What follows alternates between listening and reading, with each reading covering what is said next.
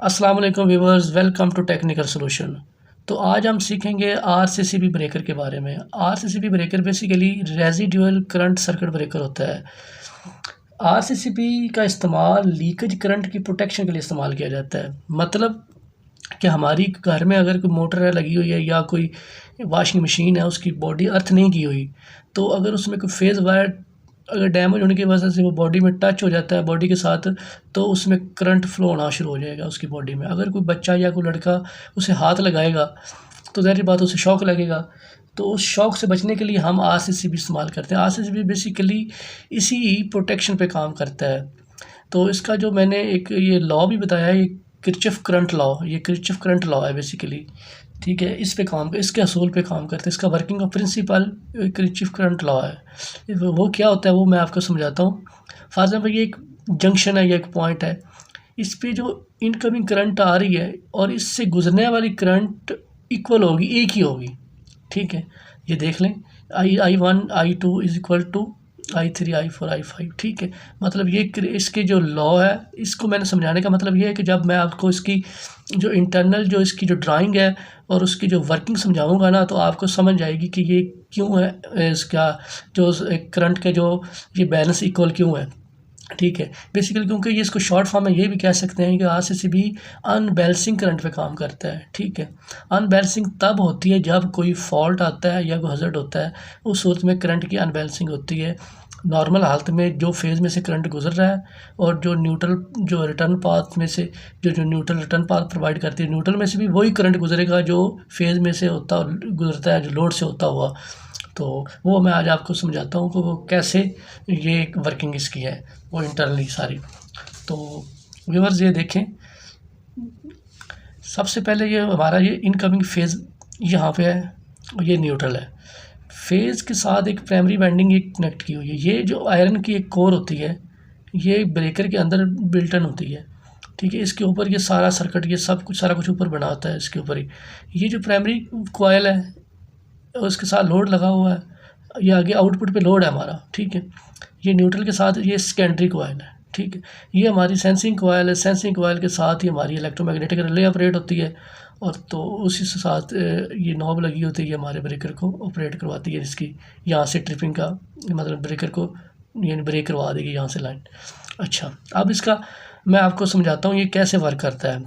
For example यहाँ से 1 ampere current गुजर रहा है, तो यहाँ पे जो फ्लक्स बनेगा उस 1 एम्पेयर के हिसाब से होगा। और ये यहाँ से जब लोड में से 1 एम्पेयर गुजरेगा और यहाँ पे भी 1 एम्पेयर गुजर के हमें ये जो न्यूट्रल से जो रिटर्न पाथ प्रोवाइड कर रहा है, तो यहाँ पे भी 1 एम्पेयर ही होगा, जो अकॉर्डिंग टू किरचॉफ लॉ जो मैंने आपको समझाया है पहले। तो जितना फ्लक्स यहाँ पे बनेगा उतना फ्लक्स यहाँ पे बनेगा। ठीक है, तो दोनों का जो फ्लक्स है बेसिकली जितना जितना ये बनेगा, ये बेसिकली इसकी डायरेक्शन उल्ट होती है।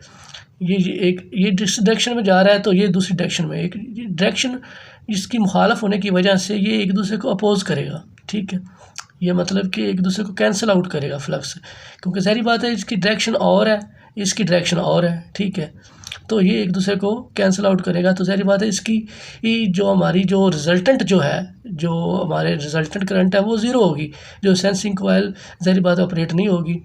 तो उस सूरत में ये नॉर्मल हालत में वर्क करता रहेगा, ये हमारी सेंसिंग कॉइल ऑपरेट नहीं होगी। ये नॉर्मल हालत मैंने बताई है। अब फॉर एग्जांपल कोई फॉल्ट आता है, ये हमारी जो फेज़ वायर है, यहाँ से जहाँ लोड से साथ या कहीं भी या लोड में भी कोई जो लगा हुआ है उसकी बॉडी में भी कोई शॉर्ट हो जाता है, कोई ये फेज़ वायर यहाँ से डैमेज हो जाती है, तो यहाँ पे कोई आदमी इसको टच करता है, तो ज़ाहिर बात है उसमें भी इलेक्ट्रॉन फ्लो होंगे, वो भी एक लोड बन जाएगा, उसका भी करंट आएगा, तो करंट जमा हो जाए। फॉर एग्जाम्पल ये 1.5 एम्पेयर हो गया। ठीक है, तो ज़ाहिर बात यहाँ पे फ़ौरन ये यहाँ पे तो 1 एम्पेयर के हिसाब से फ्लक्स बन रहा है, लेकिन यहाँ पे 1.5 के हिसाब से फ्लक्स बनेगा, ज़्यादा बनेगा। इस ज़्यादा फ्लक्स होने की वजह से इन दोनों के दरमियान फ्लक्स का डिफरेंस होगा। उस डिफरेंस पे ये हमारी सेंसिंग कॉइल ऑपरेट होगी और ये इलेक्ट्रोमैग्नेटिक रिले के साथ ये जो नॉब है ये हमारी ब्रेकर को ये हमारे इधर ब्रेकर को ट्रिप करवा देगी। ठीक है, बेसिकली ये करंट ये अब कितना होगा डिफरेंस, ये ब्रेकर की जो रेटिंग जो होती है, ब्रेकर की जहाँ रेटिंग लिखी तो साथ लिखी होती है, वो सेंसिंग उसकी वो होती है, सेंसिंग जो कॉइल की जो वो रेटिंग होती है, मतलब 30 मिली एम्पेयर होती है, जो हमारे घरों में अमूमन यूज़ होता है। वो 30 मिली एम्पेयर का होता है, और 100 मिली एम्पेयर का भी होता है, 300 मिली एम्पेयर का भी होता है। ये 3 रेटिंग में हमें दस्तियाब होते हैं। तो 30 मिली एम्पेयर का मतलब ये है कि ये दोनों कॉइलों में से अगर करंट का जो डिफरेंस है, अगर 30 मिली एम्पेयर है तो ये सेंसिंग कॉइल ऑपरेट हो जाएगी, तो हमारा ब्रेकर ट्रिप करवा देगी। अगर इन दोनों वाइंडिंग्स में ये हमारी 100 मिली एम्पेयर का डिफरेंस है, तो सेंसिंग कॉइल 100 मिली एम्पेयर पे ये ट्रिप हो जाए तो हमारा ब्रेकर ट्रिप करवा देगी। अगर 300 है तो सारी बात है, इसकी जो वैल्यू 300 की हो, जब इनकी दोनों की वाइंडिंग के दरमियान 300 मिली एम्पेयर का डिफरेंस होगा तो 300 मिली एम्पेयर पे सेंसिंग कॉइल ऑपरेट होगी। ये बेसिकली इसी असूल पे काम करता है। ये करंट की अनबैलेंसिंग, जिसे शॉर्ट फॉर्म में मैंने पहले भी बताया कि ये आरसीसीबी करंट के अनबैलेंस होने पे काम करता है। ये जैसे करंट अनबैलेंस तब होता है जब कोई फॉल्ट होता है। तो ये हमें जो ह्यूमन सेफ्टी के लिए ये हमें अपने ब्रेकर ये आरसीसीबी लगाया जाता है, ताकि इंसानी सेफ्टी हो और कोई शॉक ना लगे और करंट ना लगे।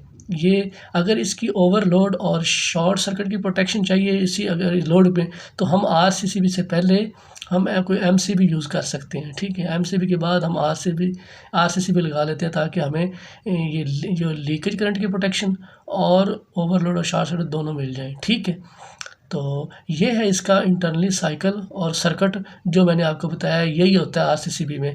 ये अमूमन 2 पोल में और ये 4 पोल में ये दस्तयाब होते हैं। ठीक है, तो इसकी जो रेटिंग होती है वो तकरीबन 100 एम्पेयर तक हमें आसानी मिल जाते हैं।